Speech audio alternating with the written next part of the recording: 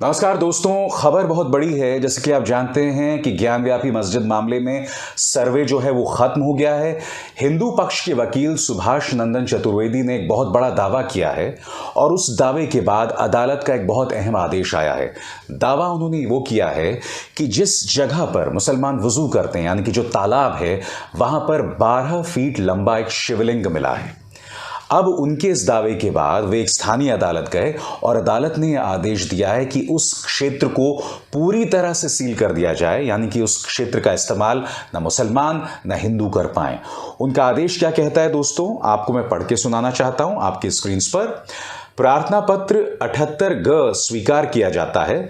जिला मजिस्ट्रेट वाराणसी को आदेशित किया जाता है कि जिस स्थान पर शिवलिंग प्राप्त हुआ है उस स्थान को तत्काल प्रभाव से सील कर दिया जाए और सील किए गए स्थान पर किसी भी व्यक्ति का जाना या प्रवेश किया जाना वर्जित है। जिला magistrate Varanasi, police commissioner, police commissionerate Varanasi तथा सीआरपीएफ कमांडेंट वाराणसी को आदेशित किया जाता है कि जिस स्थान को सील किया गया है उस स्थान को संरक्षित एवं सुरक्षित रखने की पूर्णतः व्यक्तिगत जिम्मेदारी उपरोक्त समस्त अधिकारियों की व्यक्तिगत रूप से मानी जाएगी। यह आदेश किसी और ने नहीं दोस्तों, बनारस की एक अदालत ने दी है।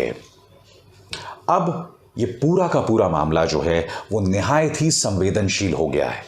यही नहीं दोस्तों, इस मुद्दे पर उप मुख्यमंत्री केशव प्रसाद मौर्य का बयान भी आ गया है और वो इसे हिंदुओं की जीत भी बता रहे हैं, जैसा कि आप अपने स्क्रीन पर देख रहे हैं। अब ये मामला मैं आपको बता दूं, सुप्रीम कोर्ट में भी जो है अटका हुआ है। सुप्रीम कोर्ट में क्या होने वाला है या किस तरह की कार्रवाई होने वाली है आपकी स्क्रीन पर।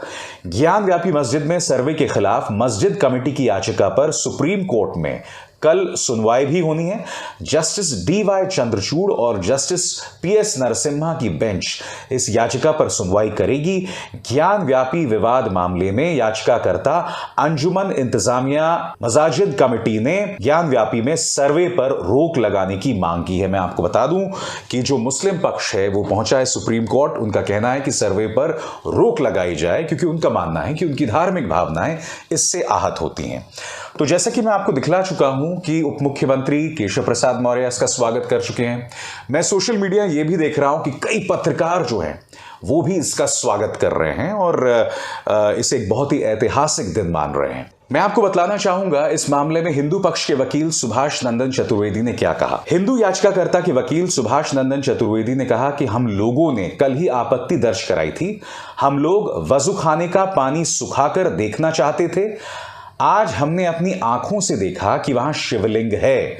हमने बात बाहर आकर बोलकर या कोर्ट में जाकर कोई कंटेम्प्ट नहीं किया। हमने तो कोर्ट में मांग की है कि उस तालाब को सील किया जाए। हमें लग रहा था कि कोई छेड़छाड़ कर सकता है। हमने जो किया वो कोर्ट के माध्यम से किया। मुस्लिम पक्ष स्वतंत्र है कोर्ट जाने के लिए। अब इस मुद्दे पर मुस्लिम पक्ष के वकील का क्या कहना है वो भी मैं आपको बताता हूं। वहीं मुस्लिम पक्ष के वकील आलोकनाथ यादव ने एनडीटीवी से बात करते हुए कहा, मुझे अभी ऑर्डर की कॉपी पढ़नी है। हम तालाब को सील करने के आदेश को रद्द करने के लिए अदालत का रुख करेंगे।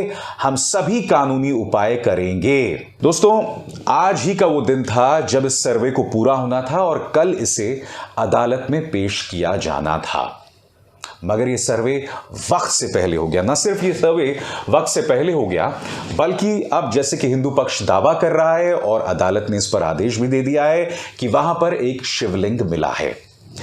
मैंने कार्यक्रम की शुरुआत में कहा कि जब भी धर्म का मामला होता है निहायत ही संवेदनशील होता है और ऐसे मामले में मैं अमूमन बहुत संभल कर बोलता हूं क्योंकि हर पत्रकार की जिम्मेदारी होती है कि संवेदनशील मामलों को वो कभी ना भड़काए। इसलिए आज पूरी जिम्मेदारी के साथ मैं आपके सामने कुछ बातें रखने जा रहा हूं। जैसे कि आप जानते हैं, आपके स्क्रीन पर ये हैं संगीत सोम, भाजपा के नेता हैं। इन्होंने कुछ दिनों पहले बयान दिया था कि जिस तरह से 1992 में बाबरी को गिराया गया था, 2022 ज्ञानव्यापी की बारी है। आप जानते हैं जब बाबरी गिराया गया था उसके बाद क्या हुआ था। देश ने उसकी बहुत बड़ी कीमत चुकाई थी जब हजारों हिंदू मुस्लिम जो हैं वो दंगों में मारे गए थे। इसलिए भारतीय जनता पार्टी के एक नेता का इस तरह से बयान देना निहायत ही गैर जिम्मेदारी भरा है। मुझे लगता है कि अब आने वाले दिनों में मुख्यमंत्री आदित्यनाथ के सामने एक बहुत ही गंभीर चुनौती पेश आने वाली है। राजनीतिक तौर पर यकीनन इसका फायदा भाजपा को मिलेगा, क्योंकि जैसे मैंने बताया केशव प्रसाद मौर्य अभी से इसे हिंदुओं की जीत बतला चुके हैं। राजनीतिक तौर पर इसका फायदा मिलेगा, मगर जो सबसे बड़ा पहलू है वो है आम इंसान, उसकी जान माल की सुरक्षा।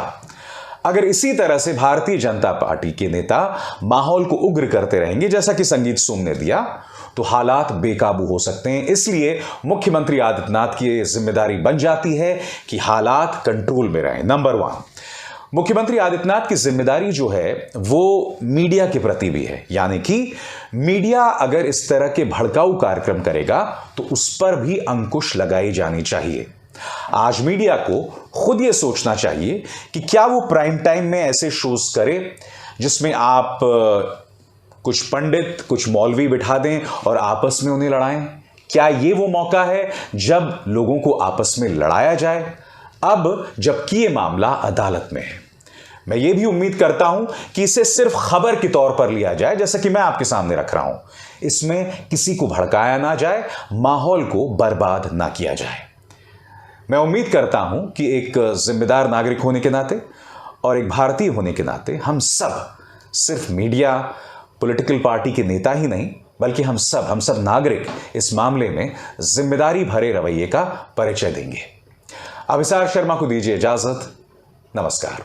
स्वतंत्र और आजाद पत्रकारिता का समर्थन कीजिए, सच में मेरा साथी बनिए। बहुत आसान है दोस्तों, इस ज्वाइन बटन को दबाइए और आपके सामने आएंगे ये 3 विकल्प, इनमें से एक चुनिए और सच के इस सफर में मेरा साथी बनिए।